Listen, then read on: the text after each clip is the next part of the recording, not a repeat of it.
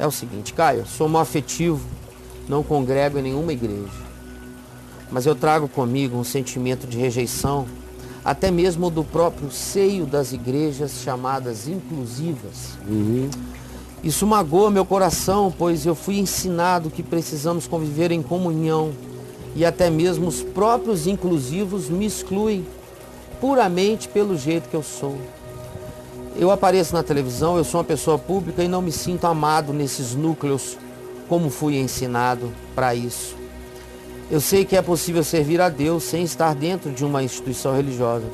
Mas, Caio, por que as pessoas rejeitam tanto a gente, mesmo aqueles que acolhem os excluídos?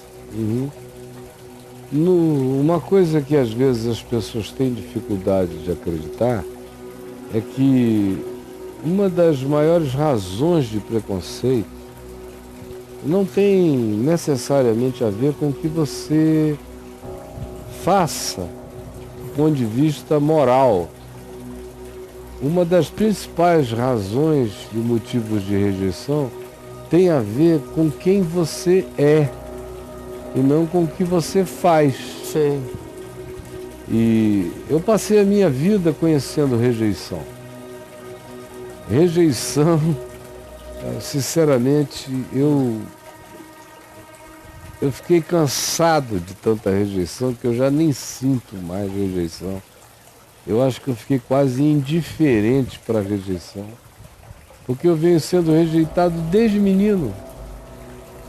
Havia aqueles que me amavam, porque eu era simpático, jogava bola bem, convidava todos os meninos para irem para o sítio da minha família, que era muito agradável. Então, esses me amavam. Agora, havia aqueles que não iam, que não eram os amigos, que não faziam parte da intimidade, que não eram convidados. Esses odiavam. Por quê? Pelo que eu fazia, eu xingava a mãe deles, a irmã deles, ou a eles, ou olhava de cima para baixo para eles? Não. Era só porque eles não faziam parte do que eles queriam fazer, ou porque eu era do jeito que eu era.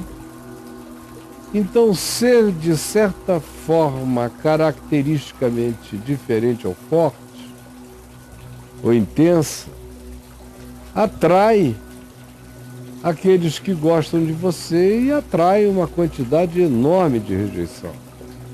Na minha adolescência foi a mesma coisa. Amado por uns e odiado por outros. Tinha gente que queria estar comigo a qualquer preço. E tinha gente que tinha uma inveja enorme de não estar comigo e me odiavam sem eu saber nem porquê. A vida inteira. Aí me converti.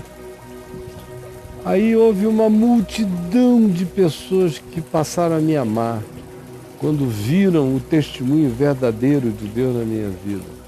E uma outra quantidade, bem menor, mas extremamente hostis no me rejeitar e no me odiar, no odiarem-me, em razão de que eu era como eu era, que eu tinha as liberdades que eu tinha, que eu não me deixava limitar pelas limitações impostas por eles, que eram líderes religiosos ou de alguma forma de moral coibidora, e eu nunca dei a mínima para isso.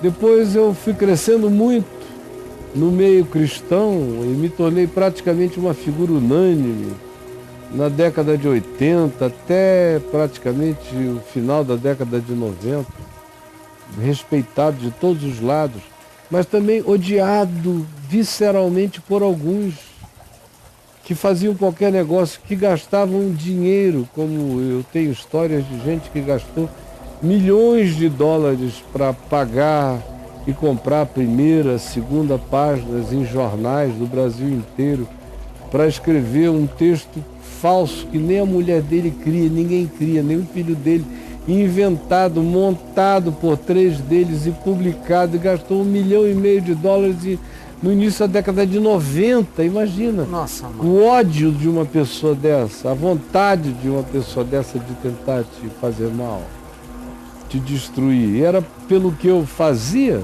Não, era por quem eu era.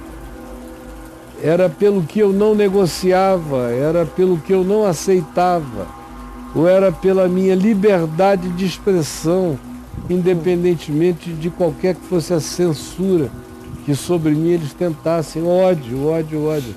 Quando eu dei o primeiro pretexto real, quando eu me tornei assim publicamente pela primeira vez relativizado pelo que eu tinha feito e assumido, escrito, dito, fui eu que fiz, em abril de 1998, aí era tudo o que alguns deles queriam para ter um pretexto, um suposto álibi para me odiarem de maneira vocal, explícita.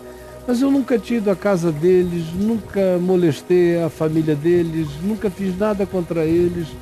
Ao contrário, a maioria desses eu protegi, eu cobri, eu impedi escândalos, eu chamei o cara e falei, ó, não faz isso não, senão vão te pegar, para com isso. Eles me agradeciam, diziam que eu era tudo de bom e de Deus na vida deles, até o dia em que minha relatividade chegou e eles tentaram me destroçar, me esquartejar publicamente. Normal. Normal. E dali para frente, todo tipo de rejeição. E eu vou vendo as rejeições mudarem de público. Tem público que te rejeita muito numa época, aí eles começam a entender, aí eles param de te rejeitar. Aí um público que não te rejeitava antes começa a te rejeitar agora, porque você passou a ser amado por aqueles que eles odeiam, então eles te rejeitam. Aí você prossegue a sua vida, vai ficando cada vez mais livre e cada vez mais denso e concreto e sólido e estável nas coisas que faz. Eles não têm mais do que te acusar, porque a tua vida ganhou estabilidade, então eles vão arranjando outra coisa.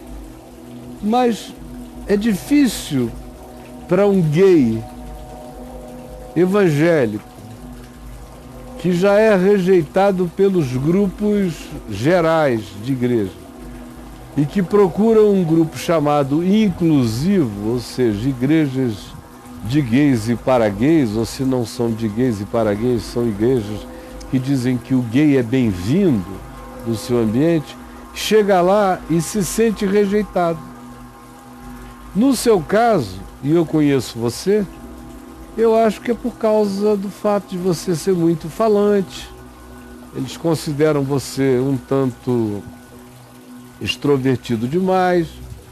Eles acham que você quer aparecer mais do que todo mundo. Eles acham que você vive cavando oportunidades na televisão ou nas mídias sociais para dar sua opinião. Eles acham que o seu interesse é se tornar o principal representante desse segmento. Então, o fato de que eles te rejeitam não tem nada a ver com que você faça contra eles, mas tem a ver com quem você encarna, com aquilo que você diz ser.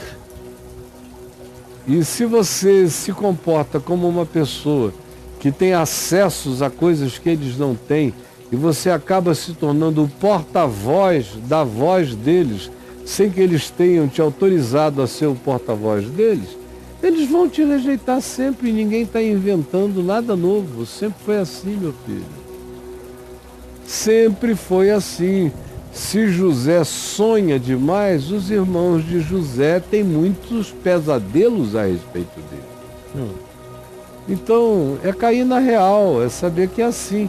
Ou você se importa tanto a você ter todo esse tipo de apoio, de amparo, de adesão e de validação da parte desses grupos inclusivos, diminua o seu afã comunicativo, ou vá incluindo o máximo possível deles nas suas oportunidades de comunicação, vá democratizando o espaço, se lhe interessa tanto esse tipo de adesão, validação e anuência ao que você faz.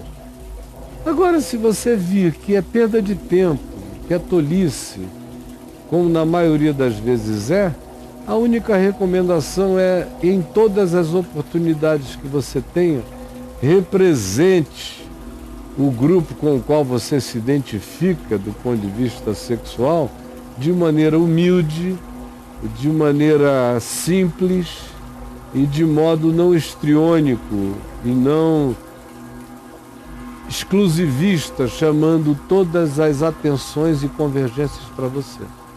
Porque se você fizer assim, mesmo que você não faça nada contra o grupo e só defenda os pressupostos desse grupo, você vai continuar sendo rejeitado.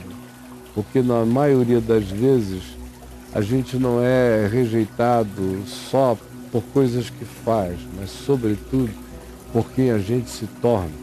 As pessoas que mais me abominaram na vida até hoje não tiveram nada pessoal para dizer a meu respeito. Eles só não gostavam de como eu era, de quem eu era e das liberdades e tratamentos que eu me dava.